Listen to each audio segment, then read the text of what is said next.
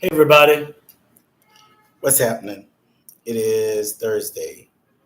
I believe it is the 10th. Yes, October 10th. And I'm home, just sort of doing some reminiscing. Look at this. This brings back so many memories. So I like to, as I've gotten older, I've always appreciated nature, and I've always appreciated colors, and I've always appreciated what was different. I was always gravitating to. I've always gravitated to what's different. I was never part of the status quo. Never wanted to be a part of that.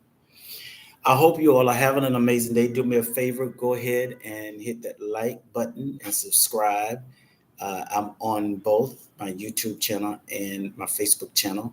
If you're on my Facebook channel and you're not a member yet of my YouTube channel, go over to Battles and Journeys and go and check out my page. Subscribe to it, hit like and share it. If you're on my YouTube channel and you are not a part of my Facebook family, then go over to Jimmy Battles or Battles and Journeys. I think it's all the same. I just really got on to TikTok. I'm trying to work on that as well. And I really hope you all are having a superb day, a super fantastic day. As you see, this flower, I saw this as a child. And so I go to the market or I go to the floral place here in Colombia, and when I get here, I get some nice flowers. I love what it does to the room. I love the smell of it. I love what's different, and I'm learning to appreciate absolutely every single thing that comes into my life. I'm learning to find the beauty in everything around me. So I know this is entitled, There's No Better Time Than the Present Time. And sometimes we like to wait.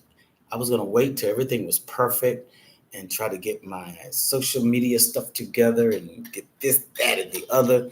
But I just feel like there's no better time than the present time. Does anybody remember or know of this flower? Now, I believe if I'm not mistaken, when I was a child, I think we called them gladiolus or something like that. My mother worked in she worked on different farms. They call them the fields. Hey Cynthia, how are you? Do you know what this is called? When I was a child, it was we called. My mother would say, we got some gladiolus or something, different colors, and it may not be the name, but I just remember this particular flower as that name.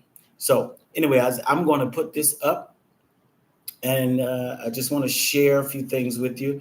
I just feel like I want to get some things that I just want to talk about, and I think there's no better time than the present time to talk about them. So I'm here in Colombia, where I've been for a few years.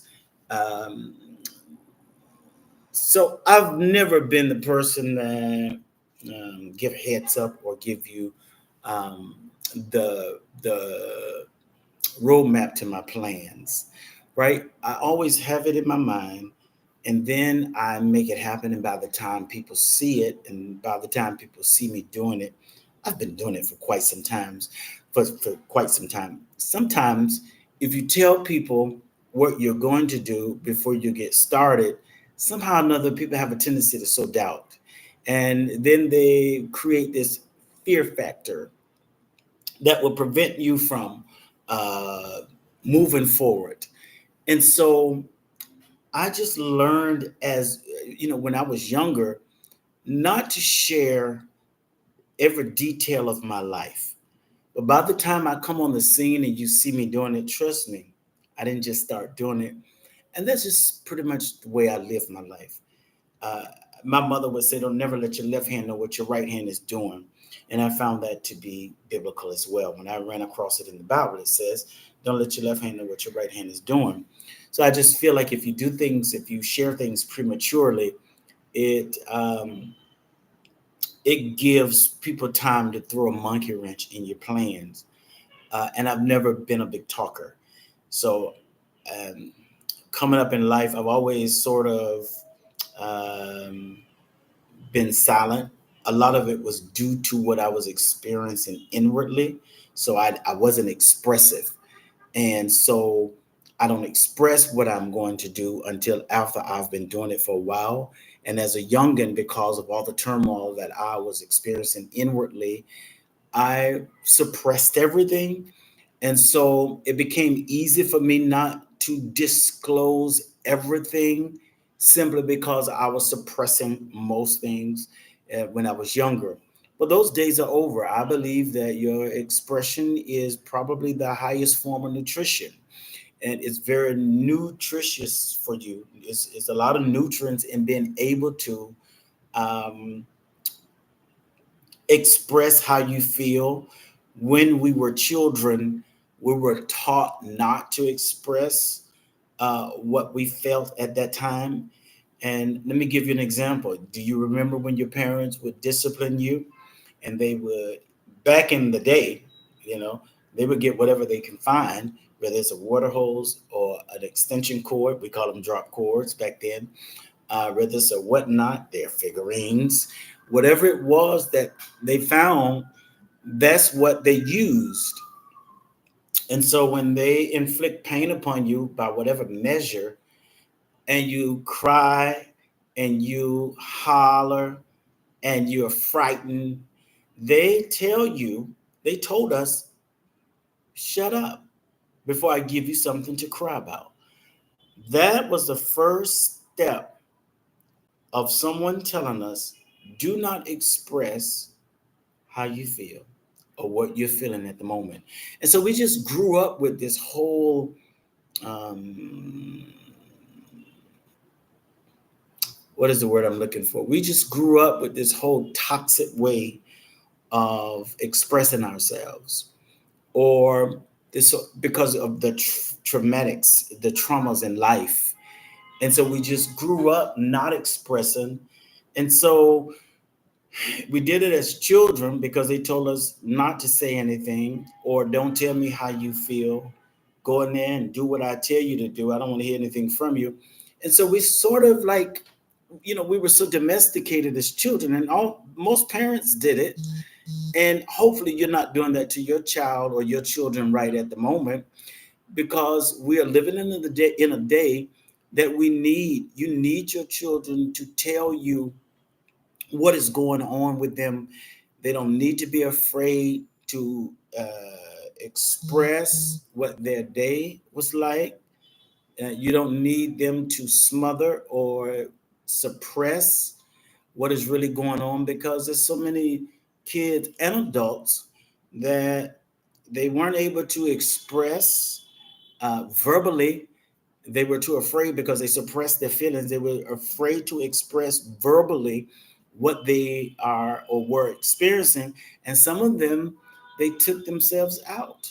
I know of a case many years ago, and this young man hung himself because he could not understand what he was feeling about his own sexuality. He knew that if he shared what he was experiencing, what he felt, regardless of what the church told him to do, how to pray and fast and all of that. And then when you finish praying and fasting, you still want to, you still want to, it doesn't change anything. And so he chose a route out that wasn't good. It affected everybody around him. He hung himself. I can't tell you how many young people that did not express their what they were feeling, and so they chose to cut their own life short because someone told them, "I don't want to hear how you feel, and if you tell me how you feel, and I don't agree with how you feel, then we're not going to accept you, and we're going to badger you. We're going to," and so all of that nonsense have caused people to slip out of here without talking. It's just like depression. When people are depressed, they do not talk about it. They'd rather go into hiding, or they're get caught up on substance abuse, or they'll go another route out. Right? They'll take another route that sometimes do not end them up at the right destination. And so we have to allow people to express what they are feeling. Even your little kids, you need to allow them to express how they feel. And you may not like how it comes out, but they are still learning how to navigate their words. The only thing they do is really share the raw self of what they're feeling. And so we did it as children, as little kids, and then we were told to hush. And that's when we learned not to be expressive. And this is why now you have a lot of men who won't talk because they are afraid of how they're going to be perceived because of what they're going through or what they've experienced or what what they've encountered in life. So it's more important. I mean, it's very important to be able to express how you feel, and don't try to fix it up. You need to get it out. As you get older, you'll learn how to disseminate what you are feeling. You'll be able to share how you feel. I know I had a lot of rough edges when I was young, during the time that I wasn't expressive. And when I became expressive, I didn't know how to curtail it, but it was like a dog that had been tied up for years. Once they get their freedom, then they go to running. I remember my grandmother would keep her dogs tied up, and she would let them loose once a day or so, maybe. And then they'll run around the house, run around the house, run around the house because now they got all this built up energy. And that is what happens when your emotions and your feelings are tied up and suppressed. It's a buildup. And then we don't know how it's going to, you don't know how your buildup of not being expressive is going to affect other people. And men are really bad about that. Black men. I've been black all my life, and if you can't tell, then you need to get some optical insurance. I'm not Michael Jackson. I didn't turn this color. I didn't try to do anything to. This is who I am. This is what I do, and you have to accept me for who I am.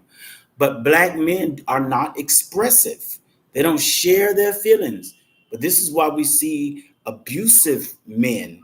That's their form of expression because they got all this build up and anger and anxiety that they were never able to release when they were younger, or when they tried to express how they felt, somebody cut them off and made them feel bad about how they felt, or you didn't share how you feel or felt because you were afraid of hurting somebody else. Listen, to hell with all of that.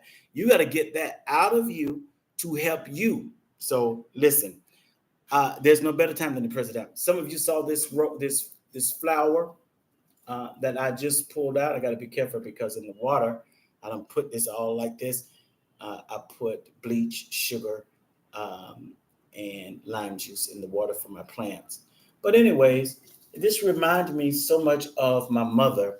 I've been emotional for the past few days, and I've seen things, and I'm just been expressive and talking about it. I've seen things that reminded me of her. So when I walked into the floral place, I saw this beautiful purple.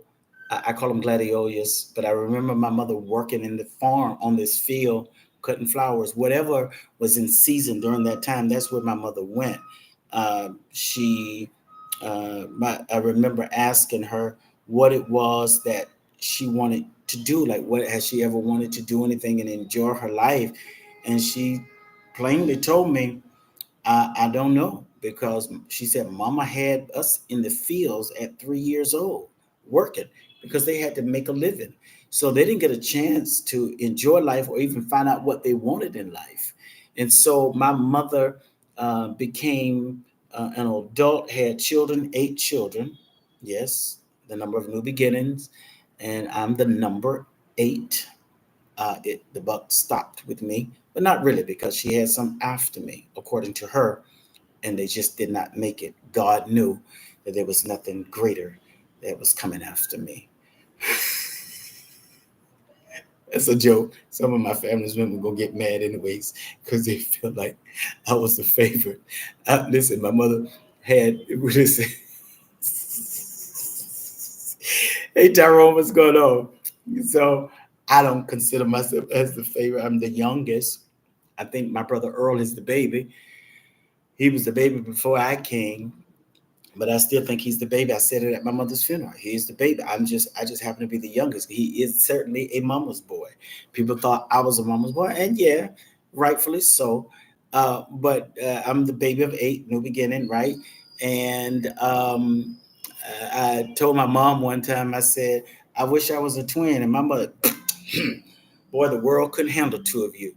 And so we would laugh about that. I always wanted to be a twin. So me and my brother Earl, everybody said me and my brother Earl look alike. And sometimes me and my brother Gary looks alike. My mother used to dress me and Earl up as twins, even though we weren't twins. My mother was a twin. She had a twin brother. And I'm just being expressive if y'all are coming on.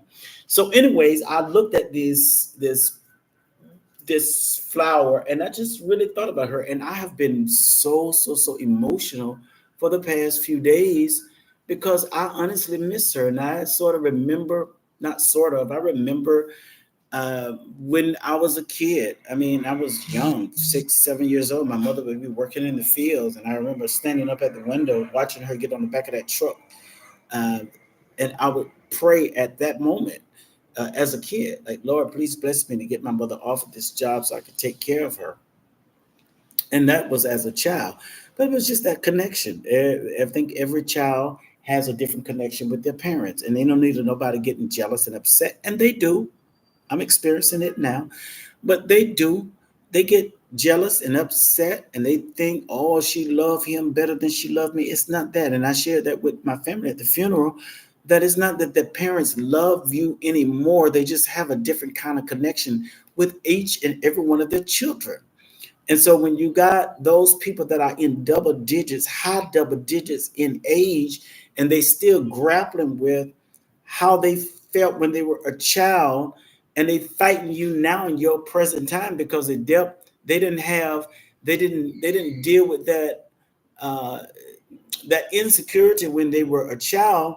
So they end up fighting you in their adult years and in your adult years because of how they felt when they were children or how they felt. So move on from that. People, we are all in our high double digits. And I know I'll be 12 years old January the 6th. Hey, Nathaniel. Nathaniel, let me tell you something. I can tell you some things that I'm going through right this very moment that will cause you to cut your dreadlocks. My mother's been gone almost 8 years now. January the 28th will be 8 years. Do you know them jab sapsuckers are still fighting over nothing? Nothing. Anyways, so sometimes it's important to know. Now, you may have parents that do, but I'm just saying, my mother didn't do it. Every Can you imagine? My mother had 8 children, and I hear parents say, "Well, I treat all my children the same." You can't treat them the same. You can't. They all got different personalities. My mother had 8 children, and there were 8 personalities growing up in that house. So she dealt with us according to our personality. The love was the same. She loved us genuinely. She loved one she would play with. The other one, she might get on maybe a little harder on because she know that they're knuckleheads and they gonna, and then she know one is sensitive and then she ain't gonna say much. But she'll play with one. She might be harder on the other because parents have an opportunity to see, like, they know the direction. They've lived this life before. They know when you're going in the wrong direction. So sometimes they have to be tough. They have to show tough love. Anyways, away from that, because that's going to be a part of my book, because I got a story to tell. I got a whole story to tell, trust me, about the system in the church, about family. And I love my family, love them dearly, love them. And so I don't want them to ever think I don't love them, but I'm an adult now, and you can't handle me like a child because I'm going to speak up and speak out. I just haven't started calling names yet. Don't make me do it. I will, though, until, and listen, I'm too old of a cat to be schooled by a kitten. But what I am saying is families go through, but who raised y'all that you can have a disagreement and you don't ever speak again? Like who raised that kind of person? Now I can understand if it is a constant offense. And these people, I mean, I have listen, so I've had to confront some things, right, in my own family. And so if I'm the youngest and I'm 10, you can imagine everybody else is much older than me. So my question is, how long do you keep using the excuse that we all make mistakes? We all make mistakes, and we do. But why is it the same mistake for 40 some years? At that point, it is not a mistake. You have made a cognizant decision to continue in this way and to continue down this path. People don't have to put up with you just because you share the same parent or parents. Understand that. People say, oh, you ought to look. People tell you quick, oh, that, but you didn't look, oh, that's your mama, that's your daddy, that's your brother, that's your sister. No, after when you get fed up of all the same violations, the same crossing the line, because the people won't respect the line, the demarcation that you drew, the line that you drew, and they keep, and you're looking like, dang, you're almost 100 years old, figuratively speaking, and you still doing the same that you've been doing all of my life. And so you, them, they, Shem, don't ever have to put up with that just because you can love people at a distance, right? So again, I'm just kind of like going, it's being expressive right now. And I'm not trying to, and I'm sorry, Nathan, you're going through this, but listen, people can be something else, especially after parents die and somebody feels slighted and somebody feel like, woe is me, standing in the need of prayer. But anyways, I love my people. I love people genuinely. Everything that I do and have done, I did it from the bottom of my heart. But there comes a time when you get tired. No, there comes a time you do get tired, but there comes a time you get sick and tired of the same pattern. And you have to leave people where they are because you can't manipulate them into growing. They have to grow on their own. They have to wake up on their own. Everybody wakes up at different times. Everybody becomes aware. We don't all become aware and woke at the same time. Give people their space.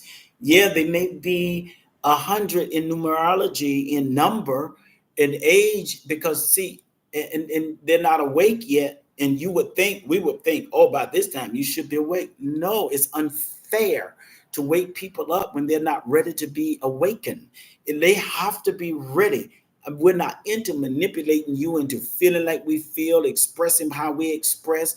How you do is what you do, and we all wake up at different times in our lives. But you do not have to put up with people that choose to remain asleep, and you don't have to wake them up. Put it in front of them. They hear it, they see it, but it takes time for people to come into the knowledge of whatever you placed in front of them. And it may look different for them than it does for you. So to me, to make you feel like I feel, try to get you to feel, that's manipulation. That's not my job. My job is to live my best life that I can live. Hopefully, it can inspire you to do something that you've always wanted to do, not to mimic, because we're not into mimicking, but at least it can wake you up to the point that you can start moving forward into your dreams and your vision in life. And, but it's neither here nor there. People are going to people. People will be peopling all of your life, all of our life. They're going to do what they do, and you can't make people change, because if you can make people change, then you can change yourself. Change came to us when it was time to change, and we accepted that the old path does not work for us. When you decide in your mind that the old way, the old path no longer serves you for where you're going, then you'll let that go. And then you'll move forward to another plateau, another plane, something different. And it's a little scary because you've not seen it this way before, you've not gone this way before. You're sort of charting out your own path, you're having your own experiences, and you're just moving forward.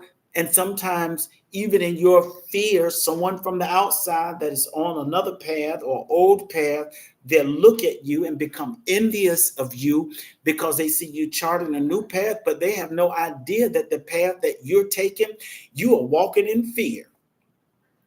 You don't know the outcome of it. You got anxiety, but whatever it is, just do it anyways. Even do it scared, right? And so I did not have the fear that I hear people. They've said to me, "Listen, what you did is like, how did you do it? It's so fearful. Were you afraid?" I said, "No, I wasn't afraid. I just put it in my mind. I figured a way to do it, and I just do. I've never been a fearful person. I didn't walk in fear. I didn't live in fear. I remember going to New York for the first time. I was young, jumped on a train. I hung out in New York, didn't know where I was. I knew not to be looking around as if I'm new, because that's when people know that you're not from there, or they could tell, right? So I knew not to be looking up at these big, tall buildings. I just moved about my day as if it was normal and if I had been there before, because you just sort of understand that you don't go to new places acting new. You got to act like you've been there before so people won't take advantage of you. So chart your way, go to a new path, walk it out. But people from the outside, because they don't see your fears, they don't see what you're dealing with, they just see that you're leaving them. And they see that you're doing something that they've never done or have no desire to do. So they'll criticize you, or they'll fight you, or try to find some kind of way to block you. How do you want to block somebody from doing something that you don't even have a desire to do? But that's when you get envy, strife, people that are malicious. They can't, and it's something about our culture. In our culture, we can't stand to see somebody moving forward and doing something different. The first thing they'll say is, "Oh, they think they're better than everybody else." No, you just get tired of the same old, same old, same old, same old. Sometimes I go back home to my birthplace and I see people doing the same thing they were doing in the 80s. And I don't know, it's something in me that won't allow me to stay fixed in the same place. There's something in me that won't allow me to stay stuck. And so it's not, I don't look down on them, and I just be wondering, like, man, when did they start growing? Like, do what's gonna have to happen for them to have aspiration, new aspiration? They have to see something different to sometimes desire something different. And you're that difference that they need to see. But instead of them applauding you and trying to find out how did you get here, what caused this desire, so they can move forward in their life, they prefer to try to stop you and block. If you can't help me, please don't stop me. Move out of my way and don't try to block me. I got a race to run. And I'm running by faith at the finishing line. See, it's all about the finishing line. And if I can't help you, I'm not going to try to stop you, and I'm not going to try to block you. So there are people who deal with their own insecurities, and it's not that they don't have the means to do it. Some people, they're not lacking money. They're not lacking that ability. They just feel like you're doing something that they're not doing or have never done, and they don't even have a desire to do it. But it makes them look to them that their insecurities that they're dealing with. To them, you're making them look bad. But nobody's trying to make nobody look bad. You're trying to move forward with your life. It's not about I'm trying to outdo. I'm not in competition with nobody. and you shouldn't be. And now, healthy competition is great, right? So we should be happy when we see people doing something different and moving forward. Because guess what? You can join in and say, "Hey, how did you do that? What do I need to do to sort of experience some of the experiences that you're experiencing? What is the path? Can I come along with you? Can I see something different? Can I go with you?" See, you have the opportunity when you're connected to people to go in the places that they're going. But if you fight them because of your own dissensions and your own insecurities and your own hate, because that's a lot of it is what it is. Um, uh, uh, hey, Trish. So instead of finding out, say, "Hey, let me just join in. Let me see. I want to experience this. Let me see if I like it," because you don't even know if you're gonna like it or not. People will fight you over something that they don't even want, but they'll just try to get in your way to keep you from moving forward. You can't stop what you didn't start. Like, for real, for real. So, anyways, I've been emotional. I've been thinking about my mother and a lot of occurrences in my mind. I remember a lot of things, and all of them not good.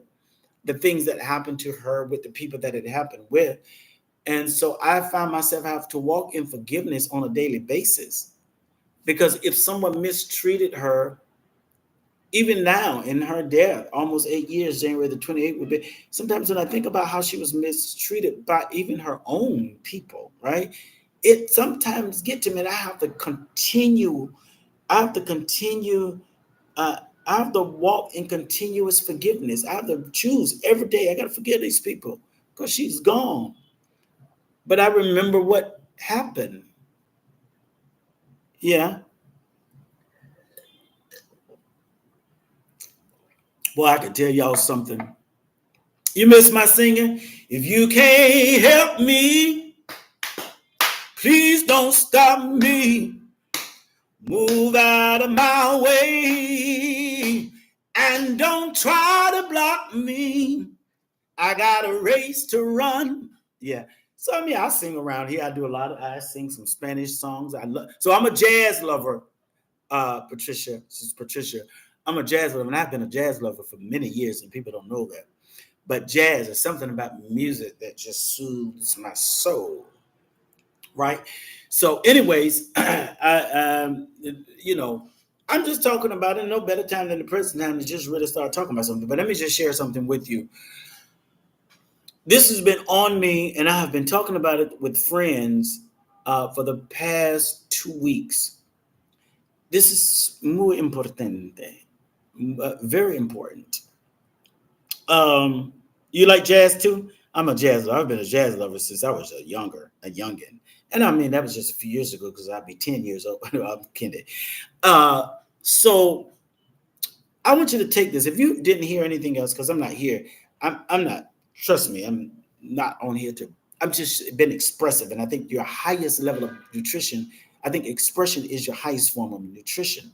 And you can eat all the good foods that you want and exercise, but if you can express how you feel and do it in a way, in an adult kind of way, then you're still infected. You're still not healthy. You still, you got poison in you. There's some people carrying somebody else's poison. They've been bitten by other people's hate, bitten by other people's jealousy, bitten by other people's strife and malice, and then they're carrying someone else's venom. It's not even them. That's not even their venom. But they listen to someone that bit them and continue to listen to them. And they are now carrying someone else's hate. It's not even their hate. You have inherited somebody's hate, venom, maliciousness, all of that. You're not amenable, you're not workable, you're not, any of that. So let me just share this and I think I'll be gone. This is very, very important to hear. And this is how I feel. Um, it's important to keep dreaming. It's very important to move forward and to keep growing. Whatever that is, I think we should do something new on a consistent basis. Go to a new place, see new places, connect to new people, connect to people that doesn't believe quite like you. Go into settings that you're not accustomed to that has made you feel uncomfortable. Not anything that's bad, like a Diddy party or a church party. Hey, what's happening? Um, This is very important, and I want you to hear me. Please hear me. It's so important to keep growing. It's so important to keep reaching. It's so important to keep dreaming. It's so important to move forward. You know why? And this is my personal feeling. This may not be yours.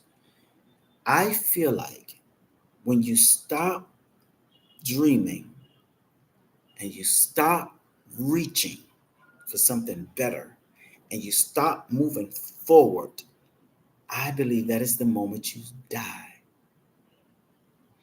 I believe because if a man that doesn't have a dream is a man it is no longer alive.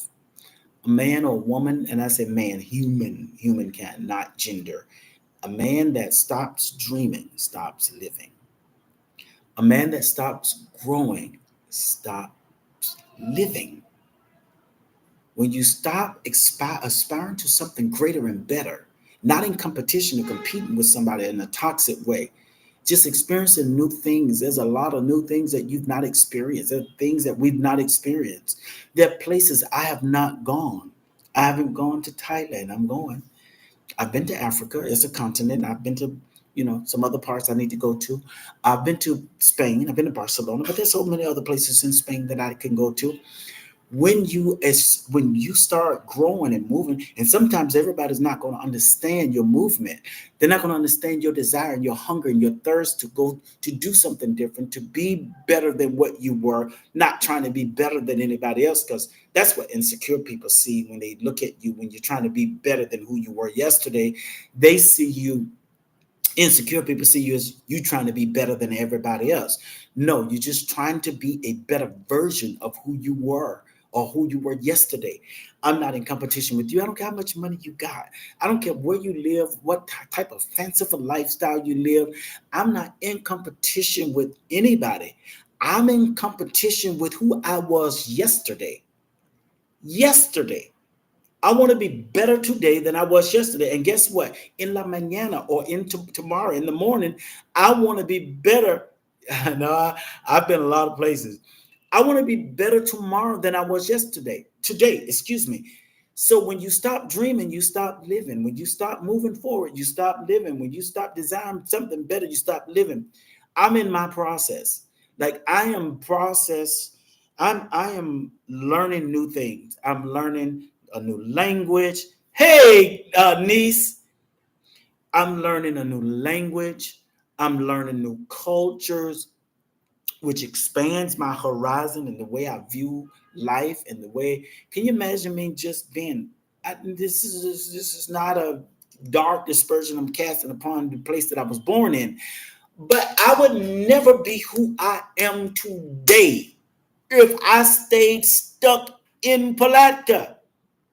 I would never be this. I would have never gone to see the world or to see. I would have not. Anytime you put me in a box, I feel like I'm dying. So and it's not to say that you are dying and you're less than because you stay, but I'm talking about me. I would have still been living this mediocre, what everybody else want me to live, and right? But I made a conscious decision to move forward. I've always desired something more. And sometimes that desire that I have and the drive that I have, it does make insecure people jealous. The desire that you have to be better than who you were yesterday or last year, it will make insecure people be jealous of you. But you got to talk to me first, Pansy. Can we talk for a minute? Girl, I want to know your name. Can we talk for a minute? That's my Pansy. If y'all looking at me on YouTube, I'm on Facebook as well, but my Pansy is here. And I love Pansy from the bottom of my heart. And I'm going, every time somebody try to come and be in your life, I'm going to be there to CB you. Absolutely. Girl, I want to know your name. And so, what was I saying? So sometimes your drive will drive people crazy. It's insane, but it only drives people crazy that are dealing with insecurities. Now, where's the maintenance people? I'm looking at the time, 3:33. That time has been coming. They're supposed to be coming to fix my windows because it's been raining here.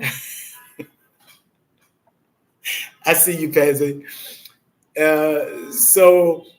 So your drive would drive people crazy, and they'll do anything they can. But whatever they throw in front of you, it won't work. You use it as a stepping stone, and you keep going high.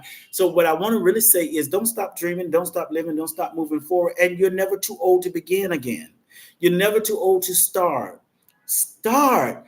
I remember there was a lady many years ago in our church, Mother Davis. She was 1,010 years. Well, I think she was already in her 80s. You know, she went back to school. She went to become a what do you call the people that do nails and feet? I don't know the name. I don't know the proper name. It's some type of technician. But anyway, she passed all of that, which canceled any excuse for any of us that said, "Oh, I'm too old." Because this lady went back to school at that late age in her life to do something different. I believe when I stop growing, I'm gonna stop living. Yeah, if I can't. So there's another example. So I'm in the process. I'm a nail tech. That's right. She was in her 80s, I believe. Mother Day was in her 80s, and she went back. She went to school to get her nail tech license or something.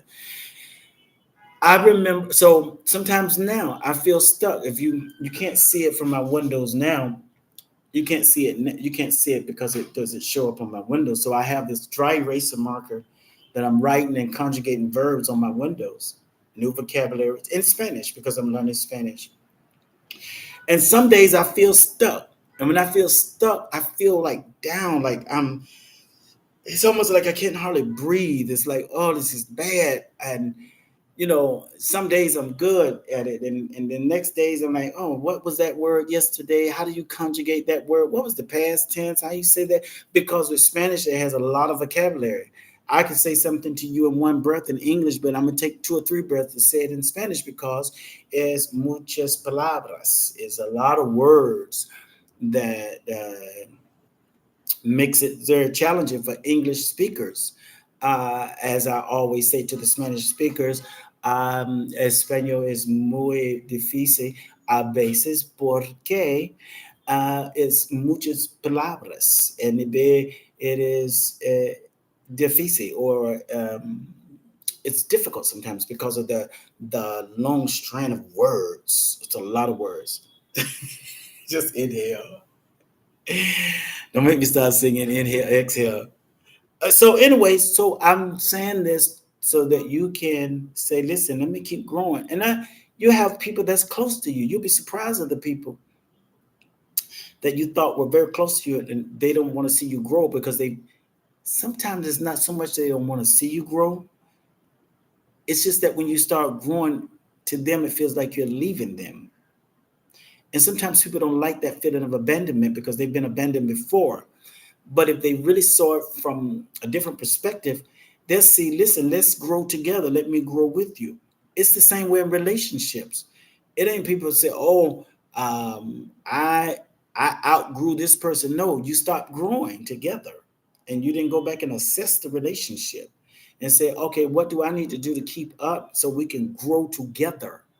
Not you growing so fast. It's not so much that you're growing so fast and you're leaving somebody behind. It's just that you're growing and somebody stopped growing.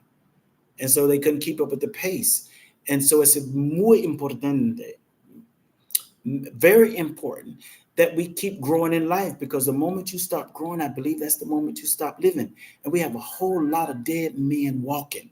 They're walking around, but they're dead in their dreams, dead in their vision, dead in their reach. They stop reaching. They stop trying to get better. They feel like I've reached my pivotal point. I've reached my high. So once you reach your high, the highs that you feel like you've gone, now you got to create another scenario and break the sitting and keep reaching. Because when you stop reaching, you stop living. When you stop growing, you stop living. When you stop moving forward, you stop living. That's why you have to do something. It's the same way if you're working out in the gym, and I feel bad because I'm not consistent, right? Because I'm all over the place. Sometimes I see myself growing when I'm consistent.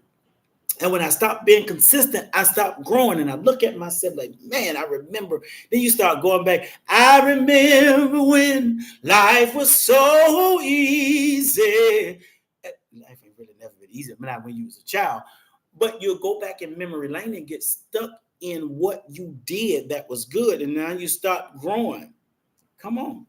I'm here for you. We're here waiting. I'm here waiting for you, Pansy.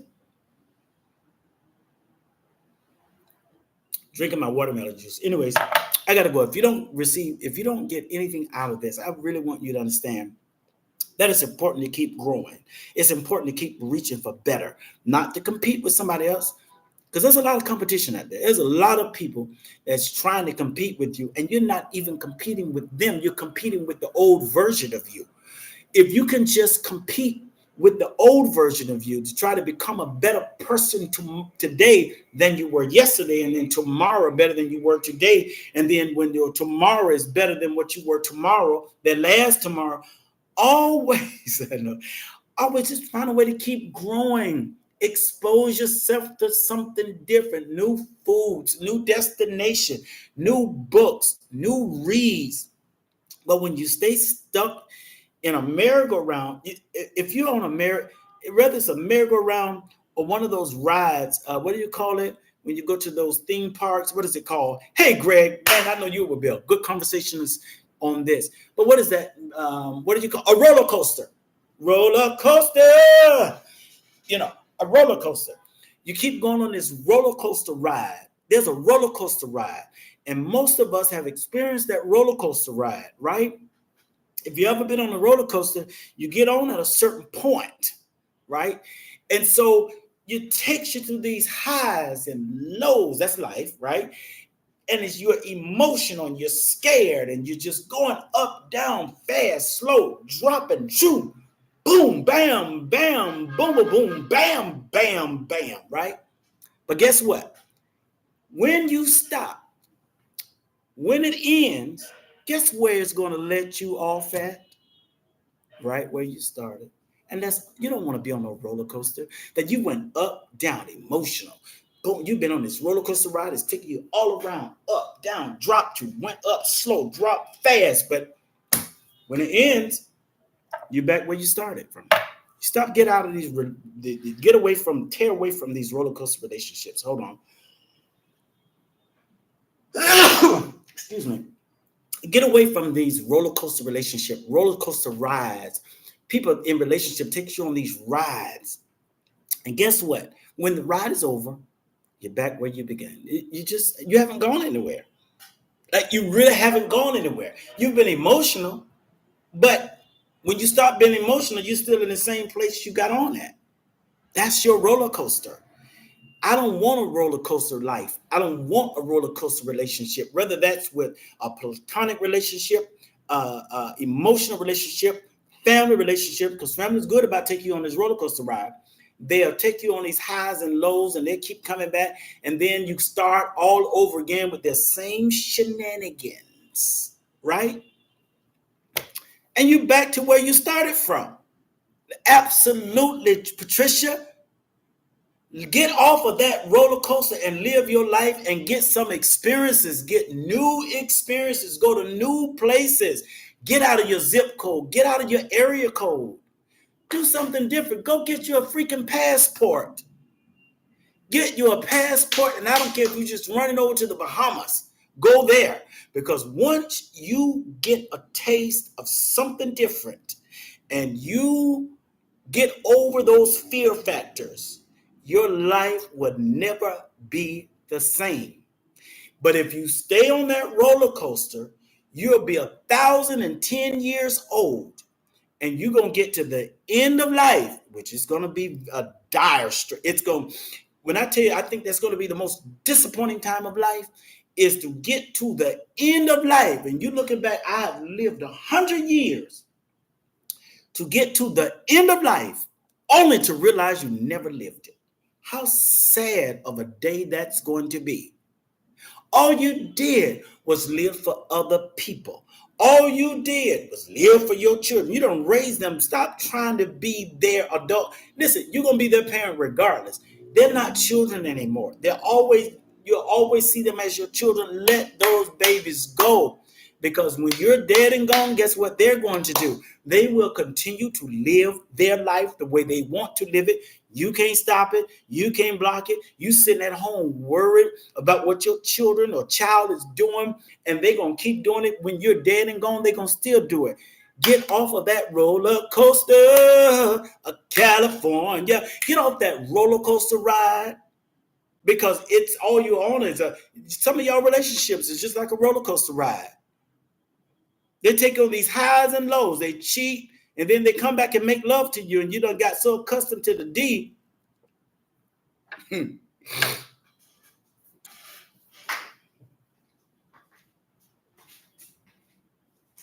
Don't let the D keep you on a roller coaster ride. You hear me? Don't let the D keep you on a roller coaster. Because after the D, you got E. All right. I'm going to set this right here. Glory to God. Y'all done got, Pansy, you already know. Y'all done got so accustomed to the D, and you rather stay on a roller coaster ride because the D now is community D. They done went in this one. They done went in this one. It's community D. And you rather put up with the D and not live your life and stay on this roller coaster. They ain't going to provide for you. They're going to keep coming. I don't even, why am I coming back to this? Hey, Sims, what's happening? I'm sorry. I'm on my Facebook and YouTube. Y'all run over there to my YouTube channel, Battles and Journeys. Go hit like, subscribe, and share. All right. So I'm in a much better place, as you can see. So you get so accustomed to the D, and sometimes it ain't this, it could be this, a nub. How you gonna get addicted to a nub? A stub. You do the math. You mean to tell me you done drop your whole life for this? God help us all. All right, I have to go. I've said enough. But get off that roller coaster. Do something different. People ask me all the time, well, how was it when you moved out of the country? Were you scared? I was never afraid. After my mama passed, I had nothing else to be there for. Because that was my heartbeat, right?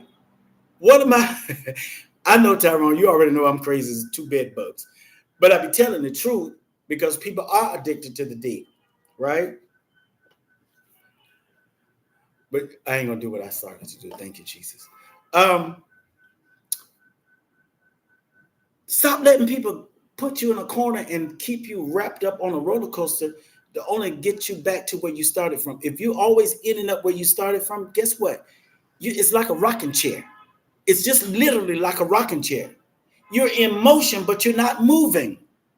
People think motion is moving. You're not. You're just rocking back and forth. You're not going anywhere. You're not going anywhere. You're in a rocking chair. And you consider that as moving. No, you're in motion. You're not moving. Because moving is progressive. I get really frustrated when I feel like I'm not progressing. When I feel like, even with the Spanish language, and I'm learning, God knows I am, and I pay good money to learn. But when I feel stuck, it baffles me. It's like, why is it I can't remember this? Because you got to do past, present, and future. With English, you can just kind of get away with this, that, and the other. But when it's Spanish, you got to conjugate the verbs. You got to have irregular verbs. And then you got por and para, which both means for. And you got to know when to use por and para. Por and para. And you get confused with the por and the para because they both mean the same thing, but there's really not the same. The word is the same, but it's not the same. So I get flustered and frustrated sometimes. And when I feel like I'm not growing, I get into this funk. So I can't imagine living a life and every day waking up doing the same old. As much as I enjoy being here in this country, and I've been here now for a few years, there are times that I have to go see something different. I take a flight out of here and go somewhere else because my eyes need to see something different. Don't get stuck in what's good, and because good is always an enemy to great. There's always something greater than what you've experienced. So yeah, what you're experiencing is good, but your good is going to prevent you from experiencing something great because now you have built a sanctuary in what was good, but then there's something greater than your good. So always remember this: good is an enemy to great. Experience it, acknowledge it, but keep moving. Experience it, acknowledge it, keep moving. Don't get stuck in the past. Well, I did this and I did that, but now you're living in the past. When are you going to live in the now? What are you doing now? And this is only to encourage you and to really push you. It is not to make you feel bad. It is to really nudge you to see if you can be awakened to do something different. The way this world is going now, you better experience life. And remember this: don't wait till you get to the end of life, only to realize you've never lived it. Y'all have the most amazing day.